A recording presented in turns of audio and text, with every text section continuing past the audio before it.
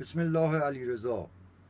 با سلام و درود خدمت یاران و سربازان مخلص و فداکار امام زمان عجل الله تعالی فرجه و شریف، حجت خداوند علیرضا شاملو هستم. خواستم از این رسانه به تمام مردم دنیا بگم که در مدت حضور خودم بر روی زمین و در این کالبد و در این زمان تصمیماتی اتخاذ کردم که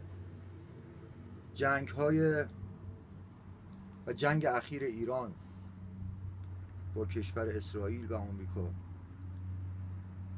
در خصوص همین تصمیمات بود و با نشانه از طرف سربازانم و یاران همیشگی و عزیز خودم که امت یهود و کشور آمریکا هستند، با نشانه 12 روز این جنگ را به اتمام رساندند و جهاد اصغر ما تمام شد. به دلیل اینکه ایرانی ها مانع زندگی انسان ها بر روی زمین و جانورهای دیگر شدند، باز هم دستور جهادی دیگر و جهاد اکبر را به تمام یاران و سربازان خودم اعلام میکنم.